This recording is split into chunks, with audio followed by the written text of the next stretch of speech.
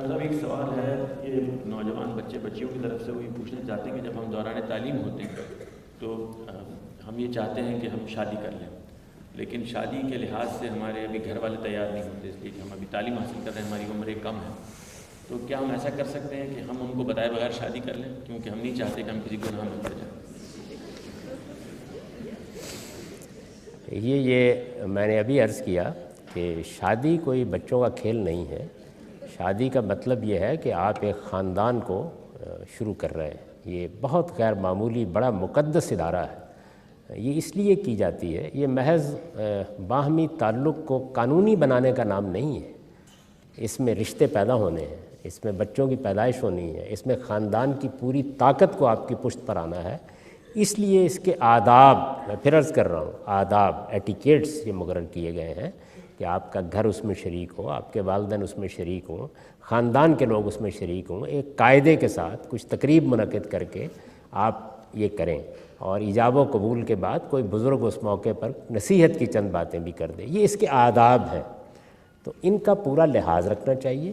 لیکن اگر کوئی والدین مثال کے طور پر ایسی رکاوٹ بن گئے ہیں کہ آدمی سمجھتا ہے کہ میں کر سکتا ہوں، افورڈ بھی کر سکتا ہوں، کچھ معاملات کو میں چلا بھی لوں گا، اور وہ اصرار کر رہے ہیں، تو یہ سمجھ لیجئے کہ شادی ایجاب و قبول کا نام ہے.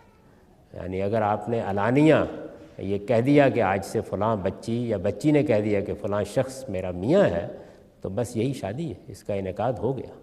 یہ مجبوری کے عالم میں ایسا کوئی کام اگر کرنا پڑے تو آپ کیجئے، لیکن یہ کہ والدین کی تربیت یہ ہونی چاہیے کہ وہ بچوں کی صورتحال کو سمجھیں.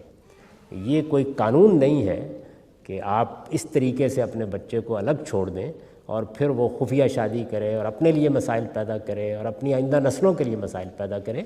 بچوں کے ساتھ جس طرح میں نے آپ سے کہا، کمیونیکیشن کا رشتہ پیدا کیجیے تاکہ وہ آپ کو ساتھ لیں، وہ آپ کی عزت کریں، آپ کا احترام کریں. ان کی کسی ذمہ داری میں بھی اگر آپ کے حالات ہیں اور آپ شیئر کر سکتے ہیں تو ان کی مدد کریں. تو والدین کو جس طرح میں عرض کر رہا ہوں، اسی طرح بچوں سے بھی عرض کر رہا ہوں کہ وہ قانونی شادی تو ہو جائے گی، لیکن قانونی شادی یہ خاندان کا ادارہ نہیں بناتی، اس سے بڑے مسائل پیدا ہو جاتے ہیں. تو آپ وہ شادی کیجئے کہ جس سے خاندان بنے، جس سے رشتے پیدا ہوں، جس میں ماں باپ بہن بھائی سب اپنا اپنا کردار ادا کرنے کے قابل ہوں.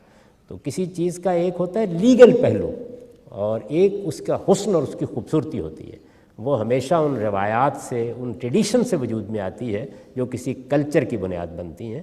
تو اس شادی کو بھی ایک ایسی چیز بنائیے کہ یہ آپ کے لیے بھی خوشی کا باعث ہو، آپ کے خاندان کے لیے بھی خوشی کا باعث. لیکن خفیہ شادی تو قانونی شادی نہیں ہو سکتی.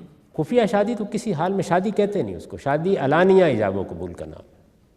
خفیہ کوئی چیز نہیں ہوتی. یہیں پر شادی نام ہی اس چیز کا ہے. نکاح کا مطلب ہے اس بات کا اعلان. آپ جانتے ہیں جو نکاح کی تقریب ہوتی ہے اس میں جو لیگل حصہ ہے، قانونی حصہ ہے، وہ صرف وہ ہوتا ہے جب لڑکی سے پوچھا جاتا ہے کہ تمہیں یہ قبول ہے، جیسا بھی فالتو جانور ہے قبول ہے، اور لڑکے سے پوچھا جاتا ہے کہ یہ بیوی تمہیں قبول ہے. یہ شادی کا لیگل حصہ، قانونی حصہ یہ ہے. اور دوسری چیز یہ ہے کہ اس میں مہر کا اعلان کیا جاتا ہے. باقی جو کچھ ہے وہ آداب ہے، خوبصورتی ہے، حسن ہے. اس تقریب کو آپ نے ایک عمدہ تقریب بنایا ہے، اس میں آپ نے خاندان کو شریک کیا ہے. لیکن کیا سارے معاملات محض قانونی ہوا کرتے ہیں؟ اگر معاملات کو وہاں پہنچا دیا جائے تو پھر زندگی کا حسن ختم ہو جاتا ہے. امریکہ میں خاص طور سے یہ جو پولیگمی ہے اس کی اجازت نہیں ہے. مسلمانوں کی اجازت ہے کہ بھئی ایک سے زیادہ شادیاں کر سکیں. تو کیا جس ملک میں آپ رہتے ہوں وہاں آپ نے وفاداری کا حلف لیا ہو تو یہ دوسری شادی کرنا یا جس کا اعلان نہ کرنا، ظاہر اعلان تو آپ نہیں کر سکتے، وہ کرائم ہو جائے گا، تو اس کو آپ کیسے دیکھتے ہیں؟ پہلی چیز جو آپ نے فرمایا اس میں میں یہ عرض کروں گا کہ آپ جس ملک میں رہتے ہیں آپ پر لازم ہے کہ اس کے قوانین کی پابندی کریں. یعنی یہ چیز کسی حال میں بھی گوارا نہیں کرنی چاہیے. ہمیں اسی کی تعلیم قرآن نے دی ہے، اسی کی تعلیم پیغمبر نے دی ہے کہ جب آپ کسی جگہ بھی ہیں تو اصل میں آپ شہری کی حیثیت سے ایک معاہدے میں بن جاتے ہیں. اور آپ جانتے ہیں کہ جو قرآن مجید کی آخری سورہ ہے، اس لحاظ سے آخری سورہ ہے کہ اس میں اس پوری امت سے ایک عہد دیا گیا ہے. آپ جانتے ہیں نا کہ ایک تعبیر ہے اولڈ ٹیسٹمنٹ، نیو ٹیسٹمنٹ، تو وہ آخری عہد نامہ ہے جو مائدہ میں ہوا ہے. اس کی ابتدا ہوتی ہے یا ایھا الذین آمنوا اوفوا بالعقود، ایمان والوں معاہدوں کی پابندی کرو. تو معاہدات کی پابندی کی ہمارے دین میں یہ اہمیت ہے کہ آپ جانتے ہیں کہ سورہ نساء میں اللہ تعالیٰ نے یہ کہا ہے کہ اس وقت کچھ مسلمانوں کو پرسیکیوٹ کیا جا رہا ہے، مارا جا رہا ہے، ان پر شدت ہو رہی ہے، اور تم ان کی مدد کے لیے اٹھو۔ رسول اللہ صلی اللہ علیہ وسلم اور آپ کے صحابہ سے کہا ہے، لیکن اگر کسی قوم کے ساتھ معاہدہ ہے تو پھر نہیں اٹھ سکتے، تو اس کی خلاف ورزی نہیں کی جا سکتی۔ اتنی نازک صورتحال میں بھی اللہ تعالیٰ نے اس کی اجازت نہیں دی۔ تو ہم جب کسی ملک میں قدم رکھتے ہیں، یعنی میں تو یہاں بطور ایک وزٹر کے آیا ہوں، اس میں بھی میں ایک معاہدے میں بندھ گیا ہوں اس سرزمین پر قدم رکھتے ہوئے۔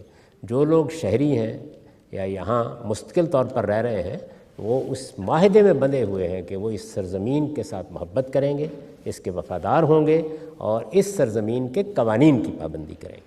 تو یہ کسی حال، آپ سمجھتے ہیں کوئی قانون غلط ہے تو اس کے لیے آپ جدوجہد کیجئے کہ وہ قانون تبدیل ہو، لیکن جب تک قانون نافذ ہے اس وقت تک ہر شخص کا کام یہ ہے کہ وہ اس کی پابندی کرے، اور لیٹر اور اسپرٹ میں پابندی کرے۔ یہ دھوکے دینا، فریب کرنا، یہ کسی حال میں نہیں ہونا چاہیے۔ دوسری بات جو میں عرض کروں گا وہ یہ کہ اس ملک میں تو وہ خلاف قانون ہے۔ اگر آپ پاکستان میں یا بر صغیر میں کر بیٹھیں گے تو آپ خلاف قانون ہو جائیں گے۔